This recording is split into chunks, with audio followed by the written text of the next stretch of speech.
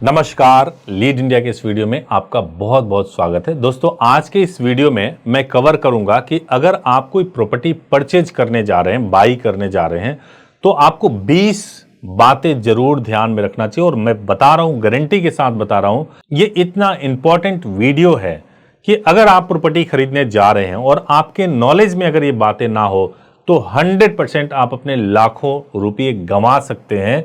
और इस बात की पूरी गारंटी है, क्योंकि हमारे पास ऐसे मामले भर भर के आते हैं कि उनके साथ फ्रॉड हो गया, और छोटे छोटे फ्रॉड होते हैं जिसमें लाखों रुपए लग जाते हैं।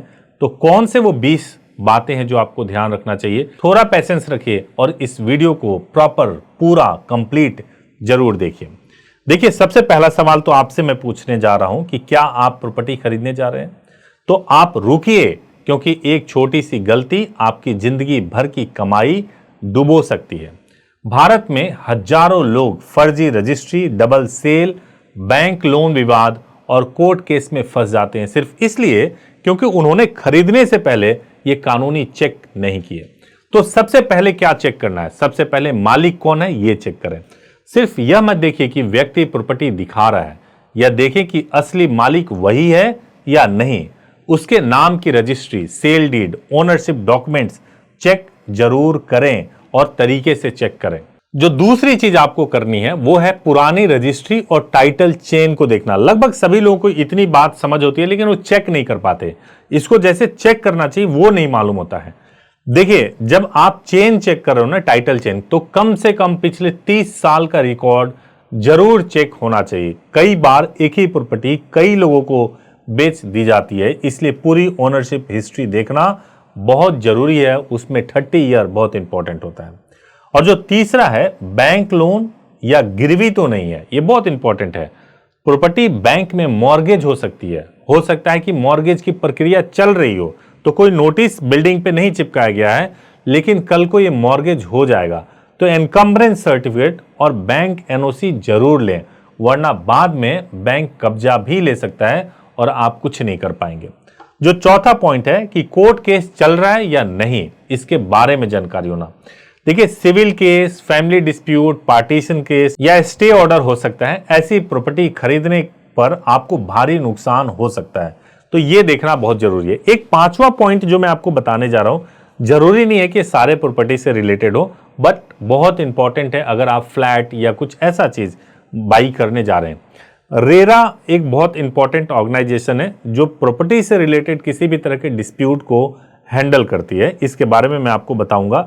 अगर आप फ्लैट या बिल्डर प्रोजेक्ट खरीद रहे हैं जिसको बिल्डर ने बनाया है, तो रेरा वेबसाइट पर जाकर के पूरा प्रोजेक्ट जरूर चेक करें। अगर आप ऐसा करेंगे तो आप बिल्डर फ्रॉड से बच सकते हैं। Under real estate regulation and development act 2016 कई प्रोजेक्ट्स का रेरा रजिस्ट्रेशन जरूरी होता है, तो आप ये चेक कीजिए कि आपके प्रोजेक्ट का रेरा रजिस्ट्रेशन जरूरी था या नहीं था। अगर जरूरी था तो रेरा के वेबसाइट पे वो लिस्टेड है या नहीं है, ये आपको जरूर चेक करना चाहिए।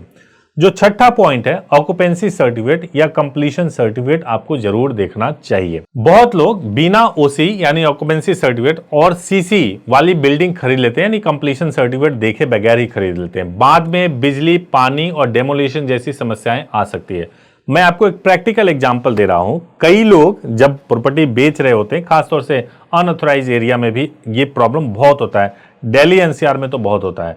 बेचने के वक्त ये बोलते हैं कि इस बिल्डिंग में लगे हुए सारे मीटर कमर्शियल है। अब आप ये तो नहीं चेक करने जाते, कहीं लिख के भी नहीं आता कि कमर्शियल है या रेजिडेंशियल है। और जब आप परचेज कर लेते हैं उसके बाद पता चलता है कि कमर्शियल नहीं, रेजिडेंशियल है। और आपको रेजिडेंशियल से कमर्शियल मीटर करवाने में कई बार तो आपके सर के बाल उड़ जाएंगे, लेकिन आप करवा नहीं पाएंगे। ऐसी भी समस्याएं हो जाती है। तो इसलिए आपको ध्यान रखना है कि ऐसे सिचुएशन को कैसे डील करें और प्रॉपर चेक करवा लें। मैं और पॉइंट्स भी बताऊंगा, और अभी तक आप थोड़ा घबरा रहे होंगे कि भाई इतनी सारी चीजें चेक करनी होती है, मुझे तो मालूम ही नहीं था। तो मैं आपको बताना चाह रहा हूं, आप खुद मत इस प्रॉब्लम में फंसिए, आप किसी एक्सपर्ट की हेल्प लीजिए और उनके माध्यम से चेक करवाइए। आप चेक करवा सकते हैं और वो आपको एक लीगल रिपोर्ट दे सकते हैं कि आपको क्या करना चाहिए। हो सकता है इसकी फीस 15,000 20,000 हो, और इस 15,000 20,000 के फीस में आप जो लाखों की ये प्रॉपर्टी परचेज करने जा रहे हैं, उसमें आप उसको ना केवल बचा सकते हैं, सेफ गार्ड कर सकते हैं, और किसी भी फ्यूचर के टेंशन से बच सकते हैं, जिससे आपका बीपी हाई हो सकता था, आपका थायराइड बढ़ सकता था। तो ये जरूर ध्यान में रखिए। जो 7वां पॉइंट है उसमें आपको ये देखना जरूरी है कि जो जमीन है जहां पे ये बिल्डिंग बनी है वो रेजिडेंशियल है या एग्रीकल्चर है। अगर आप कमर्शियल खरीद रहे हैं तो ये भी चेक करना जरूरी है कि कमर्शियल है या नहीं है। कई बार लोग खेती वाली जमीन को रिहायशी बताकर बेच देते हैं, रिहायशी को कमर्शियल बताकर के बेच देते हैं। तो लैंड यूज और कन्वर्जन को चेक करना बहुत जरूरी होता है। जो 8वां पॉइंट है, प्रॉपर्टी टैक्स और बिजली बिल क्लियर है या नहीं। पुराने बकाया बाद में खरीदार पर आ सकते हैं, क्योंकि बहुत सारी चीजें होती है, जैसे प्रॉपर्टी टैक्स होता है, वाटर बिल होता है, इलेक्ट्रिसिटी बिल होता है, सबकी रसीद आपको जरूर लेना चाहिए और चेक करना चाहिए। जो 9th पॉइंट है, साइट विजिट खुद आपको करना चाहिए। सिर्फ फोटो या ब्रोकर पर भरोसा ना करें।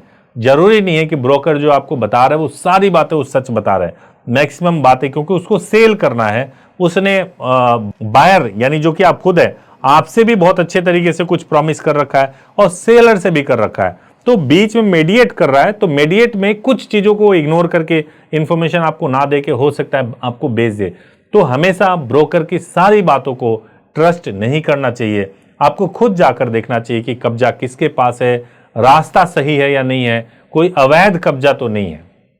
और जो 10वां पॉइंट है, अवैध निर्माण तो नहीं। कई बिल्डर बिना मंजूरी के फ्लोर बना देते हैं, बाद में एमसीडी, ये दिल्ली में है एमसीडी, आपके जगह की जो नगर निगम हो सकती है या कोई और अथॉरिटी हो सकता है कि तोड़फोड़ कर दे। जो 11वां पॉइंट है कि सोसाइटी एनओसी जरूर लें। देखिए, फ्लैट में एक बहुत बड़ी प्रॉब्लम होती है। पता है, आप गए, आपने फ्लैट परचेज कर लिया, उस फ्लैट में कोई सोसाइटी काम कर रही है और सोसाइटी से अगर आपने एनओसी नहीं लिया और आपने फ्लैट परचेज कर लिया, जब आप उसमें रहने के लिए जाएंगे तो हो सकता है सोसाइटी ये बोले कि मेंटेनेंस का पिछले 2 साल से पैसे बकाया है, आप वो पैसे मुझे दे दो। तो इसलिए सोसाइटी का एनओसी लेना भी जरूरी है और सोसाइटी का नो ऑब्जेक्शन सर्टिफिकेट इसलिए भी जरूरी है ताकि कोई भी मेंटेनेंस ड्यूज ना हो और आपको बाद में देना ना पड़े। जो 12वां पॉइंट है वो भी बहुत होता है, पावर ऑफ अटॉर्नी वाला मामला ध्यान से देखें। देखिए, कई बार ऐसा होता है मालिक खुद सेल नहीं कर रहा होता है, एक पीओ होल्डर बना देता है, यानी पावर ऑफ अटॉर्नी होल्डर बना देता है। तो आपको यह चेक करना होता है कि जिसको भी पावर ऑफ अटॉर्नी दिया गया है वो लीगल है या नहीं, रजिस्टर्ड है कि नहीं, ये आपको देखना बहुत जरूरी होता है। और 13th है, बिल्डर बायर एग्रीमेंट को ध्यान से पढ़ना।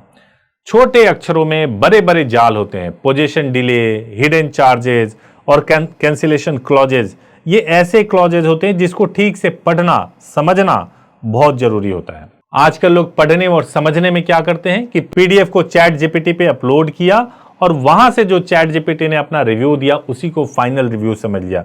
मेरे दोस्त, अगर आप ऐसी गलती करोगे तो ऐसा ना हो कि आपकी जो ये प्रॉपर्टी है वो चैट जीपीटी की तरह बन जाए और वो भी दिक्कत हो जाए। तो चैट जीपीटी पे इतने सीरियस मामले में भरोसा मत कीजिए, क्योंकि वहां पे अगर गलती हो गई तो आपके बहुत सारे पैसे बर्बाद हो जाएंगे। जो 14वां पॉइंट में आप बताने जा रहा हूं कि नगद भुगतान करने से आपको बचना चाहिए। प्रैक्टिकली थोड़ा ये मुश्किल चीज है, लेकिन अगर आप नगद भुगतान की जगह, कैश ट्रांजैक्शन की जगह अगर आप बैंकिंग चैनल को प्रयोग करेंगे तो सेफ रहता है। शुरुआती पैसे जो आप दें वो बैंकिंग पैसे से ही दें, बैंकिंग चैनल से ही दें, तो ज्यादा बेटर रहेगा। जो 15वां है, टोकन मनी बिना एग्रीमेंट के ना दें। कई लोग तो बयाना दे देते हैं और जो बायर जो खरीदने जाते हैं प्रॉपर्टी को, और बयाना देने के बाद से हमने ऐसा देखा है कि बयाना दे दिया और जो ओनर है वही गायब हो गया, वो मिल ही नहीं रहा, प्रॉपर्टी है वहीं की वहीं, लेकिन जिसके साथ डील किया है वो गायब हो गया। तो आपको पहले एग्रीमेंट करना है, उसके बाद ही आपको बयाना देना है। विदाउट एग्रीमेंट आपको बयाना नहीं देना चाहिए। जो 16वां पॉइंट है, रजिस्ट्री सही तरीके से कराएं। केवल एग्रीमेंट से आपको कभी भी मालिकाना हक नहीं मिलता। प्रॉपर सेल डीड होना चाहिए, रजिस्ट्रेशन जरूरी है, अंडर रजिस्ट्रेशन एक्ट 1908 के तहत होना चाहिए। रजिस्ट्री कानूनी रूप से बहुत ही इंपॉर्टेंट होता है। हालांकि कई जगह पावर ऑफ अटॉर्नी पे भी होता है, उसमें भी कोई दिक्कत नहीं है, लेकिन रजिस्ट्री सेल डीड हो तो सबसे ज्यादा सेफ होता है। एक 17वां पॉइंट जिसको लोग इग्नोर करते हैं कि कब्जा और टेनेंट की स्थिति में क्या करें।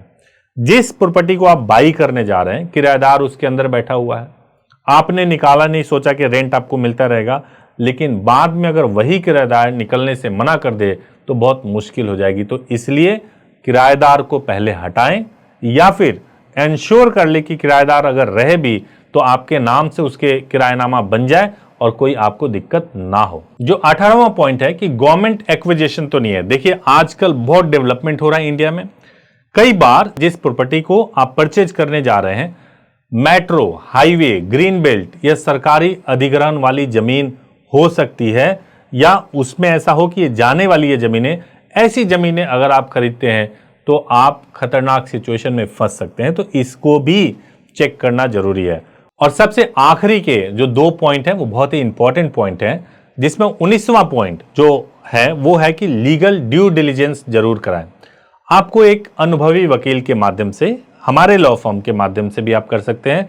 Title verification, legal search, due diligence report बनवाना बहुत जरूरी होता है।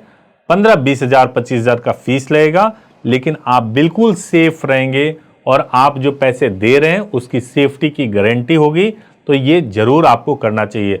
और 20वां और आखिरी पॉइंट ये है कि सस्ती प्रॉपर्टी देखकर जल्दी फैसला मत करें। कई बार सस्ती प्रॉपर्टी सबसे महंगी गलती बन जाती है। अगर आप कोई भी फ्लैट, प्लॉट या जमीन या कमर्शियल प्रॉपर्टी खरीदने जा रहे हैं तो खरीदने से पहले पूरा कानूनी वेरिफिकेशन जरूर करवाएं, वरना बाद में कोर्ट, पुलिस, बैंक और धोखाधड़ी के चक्कर में फंस सकते हैं। अगर आपको property, legal verification, due diligence या डॉक्यूमेंट चेक करवाना है तो अभी हमारे हेल्पलाइन नंबर पर संपर्क कर सकते हैं 8800-444-555 पर सुबह 9 बजे से लेकर शाम को 8 बजे के बीच में। वीडियो अच्छा लगा हो तो जरूर इसको लाइक कीजिए, चैनल को सब्सक्राइब कीजिए। Thank you so much for watching this video. Thank you so much.